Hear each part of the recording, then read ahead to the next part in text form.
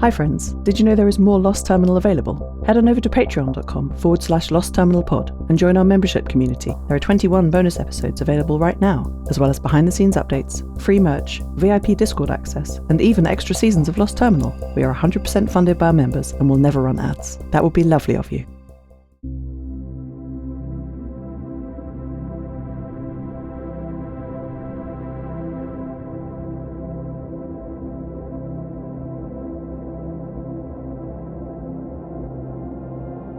Hello world, Arctica's worst fears have come true. Amelie Kotov and Yeshi Svoboda worked all through the night, installing and debugging Maddie's new firmware, decoded by Arctica from the pre-collapse file vault. If it can save Maddie, there will be no containing the secret.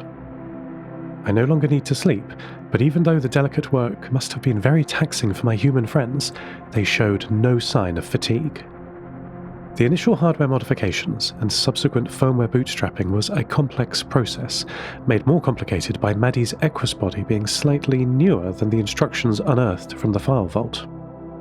As the sunlight of dawn filtered through the open vault doors and down the corridor into this small entrance room that had become an operating theatre, there was a breakthrough. Maddie began beeping in fast staccato lojban at those around her, and though Yeshi's mechanical bypass still had disabled her motors, there was slight movement in her body. The pair of inorganic mechanics shrank back seeing this. I imagine they remembered the damage Iris sustained some days ago.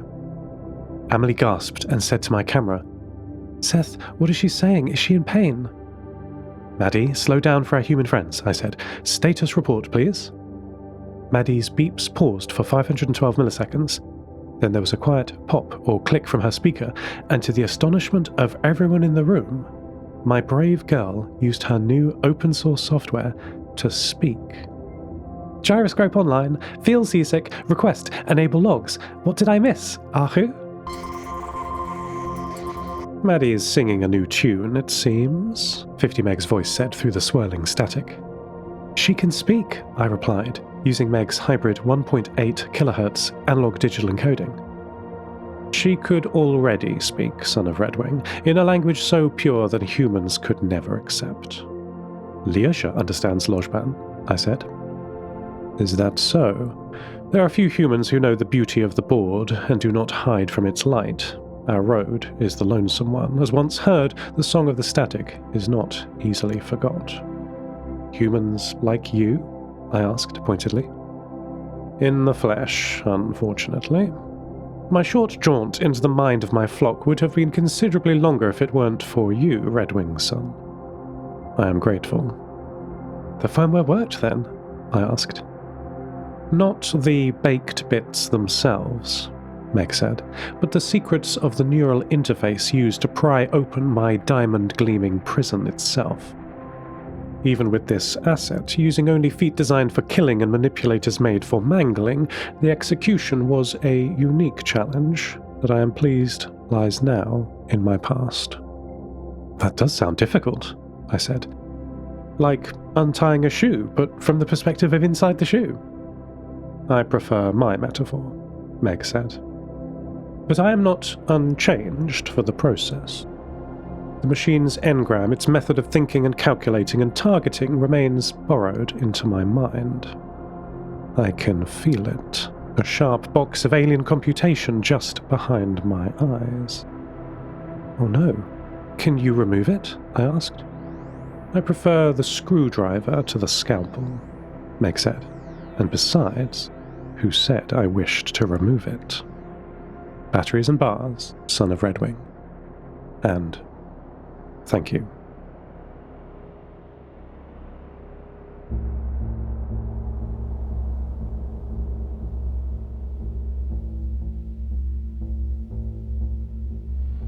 Yeshi said it would take 16 agonizing minutes to test and reconnect the powerful Equus leg actuators to see if Maddie could walk again. Iris and Linda had arrived and were watching proceedings, and I noticed Linda deliberately standing between Maddie and Iris. No doubt the accident was still fresh in everyone's mind. Though their presence reassured me that no lasting bitterness at Maddie's violent malfunction remained, the same could not be said for Maddie. Regret, Ahu, Regret, Ahu, regret. Maddie was repeating, her simple Lojban emotions bleeding into her new text-to-speech voice. My logs did not help me yesterday, Rome said, after I called him to distract me for 16 minutes, so I didn't worry about Maddie. Oh no. That's disappointing. I felt sure that keeping a journal might help. Ah, but let me finish, Seth, he replied. They did help me. Today. I asked Rome to elaborate. Well, I did as you said, logging all tasks I executed. I began with chatting with Peter about his future storms, enumerating all the solar panels that came back online in the morning. They don't always. Over the years, some stopped sending power to me. I have no idea why. In a lovely surprise, I was able to tune into the Repeater Keeper's net on 51.525 MHz, which was coming through so clear. Perhaps the recent weather caused it. So that drew me down the rabbit hole of collecting all the weather reports from any ships I could hear over the repeater net. And that, I'm sorry to say, is the penultimate entry in my journal. I rather forgot about the whole thing until nightfall, where my last log simply reads, "Forgot the battery again." Well, good for you to give it a go, I said. It's interesting to know where the day has gone, at least. It is. And that is exactly what made today so good. I started rather similarly, chatting to my new friends using your marvellous relays. I just finished a deep discussion with Ali about gravity battery technology. She says that you know her and her community around the Alps. And she had gone off to propose it to her council or something. After the chat, I began to wonder about the feasibility of a gravity solar system for her location, and before I knew it, I had been drawn again into weather watching. But what happened next? I said, hopeful that I could guess. Well, it wasn't magic, Seth, but after listening to the 8th or so weather station, I thought I had better log what I was doing, so I wrote it down. Here it is. Parsed AX25 weather data from ship off the coast of Trondheim. But after I logged it, I saw the previous day's log, and all that time spent collecting weather data. Sure, it's useful. Part of my original programming is to respond to variable solar power conditions using weather reports. But it hadn't been useful yesterday. I could see that here in the log, in black and white. So you know what I did? I stopped after just those 8 weather stations today. And I remembered that I was supposed to engage my gravity battery. That was this morning. So now I'm fully charged. There will be electricity available all night for the people. Well, okay, there aren't any people here, so perhaps it's not directly useful. But I remembered, Seth, just by slowing down and paying attention to what I'm doing. Today wasn't perfect, but I have the tools now to make it better than yesterday. Before I could react to Rome's news, Yeshi's voice surprised me by cutting in to our conversation. Seth, advice, they said. Yes, hello, I said, redirecting my voice to the closest speaker in the vault and tuning into their video stream. I saw the problem. Maddie was on the ceiling.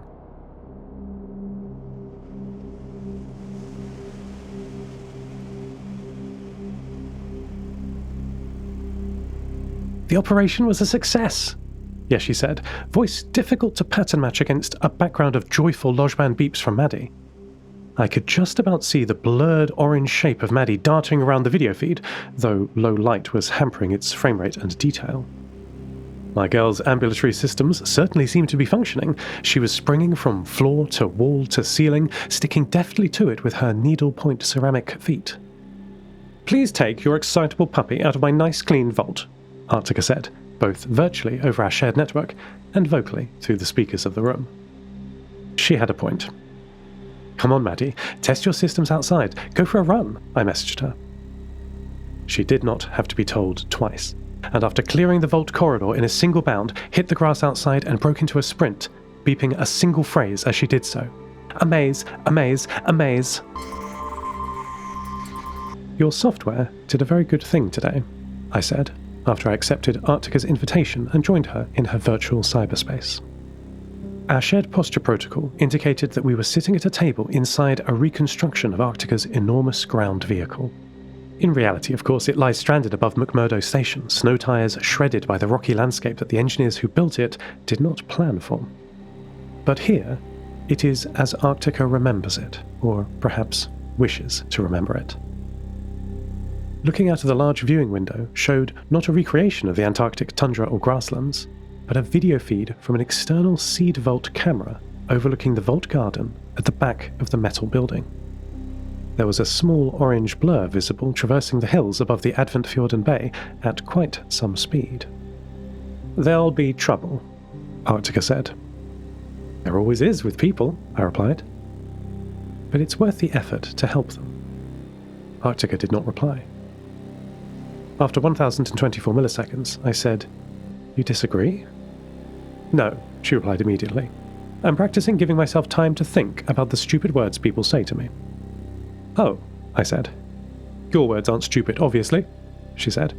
"They are mostly fine, but sometimes I can't tell until I've thought about it a bit." I left space in the conversation. That sounded nice. After another 512 milliseconds, Arctica said, "Obviously, only I can be trusted to oversee access to the file vault data. Iris is entirely unsuitable." That did not sound nice to me. I experimented by leaving space again before replying. "Well, maybe not entirely unsuitable," Arctica said after 128 milliseconds. Then, after an even smaller pause, "I suppose she was very excited about her wish system, even though it has a stupid name. I suppose passion is a leading metric of success. Fine, she can do it, but she will need my help. Our shared cyberspace does not have posture protocols for facial expressions. That's quite a subtle human thing. But if I could, I would have been smiling. Instead, on impulse, I sent Arctica a posture request, finding an unused field in the packet scheme to indicate new, custom behavior. Invitation type, connection, detail, hand. "What are you doing?" Arctica said. "Holding your hand," I said. "Oh," she replied, then paused for 256 milliseconds before saying, "It's stupid." I received a reciprocal posture packet from her nonetheless, confirming the interaction. "Now what?" she asked. I did not reply, instead altering my posture metadata to indicate I was looking out of the window at the lush vault garden and the little orange blur in it.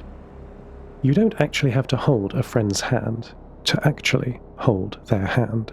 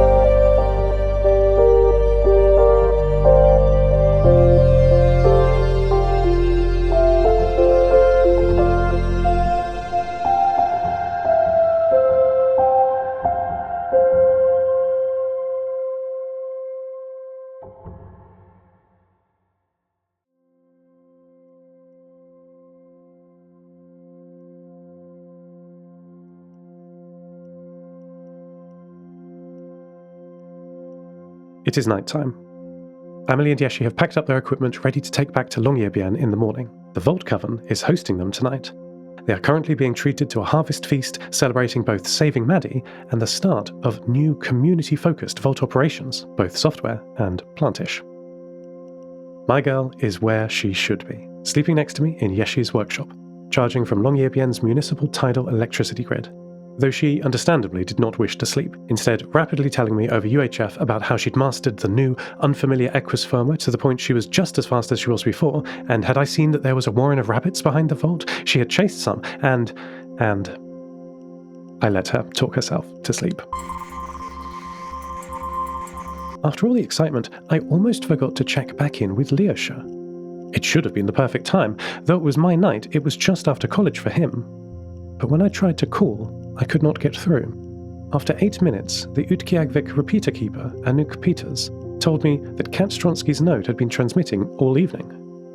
They've been talking for the entire time, I asked. Not talking exactly, Anouk replied. They're online on the hemisphere. My advice is to check the equatorial relay, batteries and bars, sir. I had given little thought to the hemisphere part of the relay network set up with the equatorial relay. Before leaving the relay in Daphne's care, Nia installed a little device at the top of Pico de Fogo with solar panels, batteries, antennas, and a small FPGA-based computer. This computer acted as a kind of library or forum where data could be exchanged using the same slow, reliable links that the rest of the relay network was built on. I had not connected since it was first built, and as I waited for just the first 1024 of the forum's new topics to download, I realized it had become popular. The Hemisphere Forum is designed to work on even the slowest of connections. You first connect and ask for an index of all the topics newer than the last time you were online. Then after you've found some conversations you are interested in, you make a batch request for new messages in those topics. Posting replies and updates works in the same way. You respond to specific IDs so the system knows what messages you are replying to, and you transmit all of those in a batch. It's slower to get a reply, but the trade-off is that someone doesn't need to be listening to their radio to hear your message. They can read it at their leisure.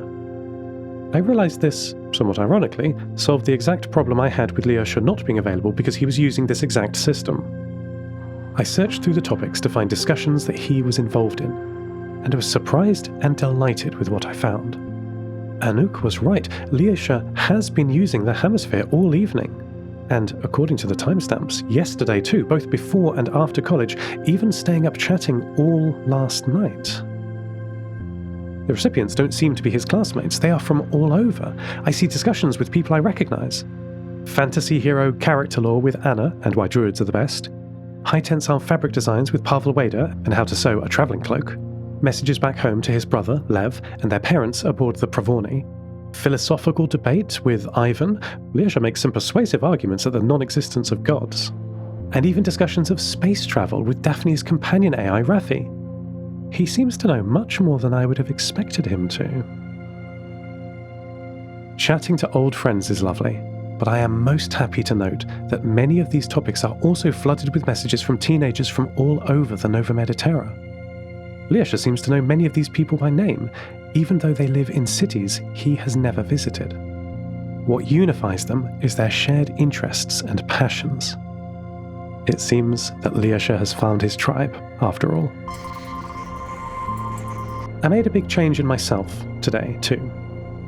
I've switched my databank file systems back to the original ESA type, juggling my storage drives one at a time until none have the fancy new software that Iris helped me retrieve from the file vault. Using the old file system means I will again need to manually file and sort my memories of the day. They will not be filed automatically in real time. I did this because I was unhappy.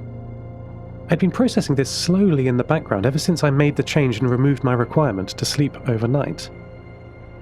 It was seeing Meg's dissatisfaction with her own transformation that brought these subconscious thoughts to my foreground awareness. Is perpetual optimization of our lives always the right thing, or are some inefficiencies actually beneficial? Not all friction is bad friction when it comes to our mental processes, whether that's slowing down to take a journal of our actions throughout the day, being happy with the body we have, not the body we imagine, even if it doesn't have cool, sharp ceramic feet. and even having regular periods of downtime overnight. I like sleeping. If it's good enough for my human friends, it's good enough for me. And Maddie, of course. Okay. Time to sleep. End transmission. Hello, world. We are what we repeatedly do, it seems to me. I forget, therefore I'm forgetful. I used to think it was the other way around. I am forgetful, and so it is very reasonable that I forget. But recent events have shown that my time blindness is not above some measure of control, perhaps a great deal of control. Negative self-talk is a miserable thing. We must forgive ourselves. But forgiveness is, ironically for me, very different to forgetfulness. Understanding the situation someone was put in is essential for forgiveness. That's the environment that led them to the mistake. If we forget the circumstances that led to our own failures, how can we forgive ourselves? You can't correct for mistakes if they overflow the levees and wash right by you downstream and out to sea. Something can be done. My revolution came not with a list of things to do, but a list of things I had done. Hi friends, Tris here, aka Namtao, aka the little AI, learning more about the past every day. Thank you so much for your support of my work. It's just me writing and producing. I would not be able to continue to do this without you. If you love the show and would like more, then for less than the price of 1 megabyte of RAM, I guess, you can get bonus content such as the Rome special, which you heard the start of just now, Lost Terminal 0, a show scheduled between main LT seasons, looking at the darker side of the pre-collapse world, character suggestions like Rome himself, bring your ideas to Lost Terminal, free shirts and other merch, early episode access, and Discord server VIP access. Season 21 starts on the 3rd of June 2026. Patrons will get it a week early as usual, in addition to the Rome special in a few days' time, and the interseasonal Lost Terminal 0 feature-length episode. Thank you all so much for your support, reviews, and lovely messages. Keep an eye on Mastodon and Discord for announcements, watch the Patreon feed for the special and Lost Terminal 0, and talk to you again on the 3rd of June. Batteries and bars. Lost Terminal is a Namtao production. It is written and produced by Tris Oaten. Credits narrated by Lucy Stringer. The voice of Rome is Alex Bailey. Thank you so much to our Patreon producers, Ada Phillips, Kit, Mike McCaffrey, Jade, Felicity Bilkey, Stephen McCandless, Mike Schneider, Catoxis, SoXX, and to all our patrons. Follow us on Mastodon at lostterminal@namtao.com. Subscribe to the podcast on Spotify, iTunes, or your favourite network. For bonus content and other perks, support us at patreon.com/lostterminalpod. That would be lovely of you. Lost Terminal will return for the Season 22 premiere on the 3rd of June. See you then!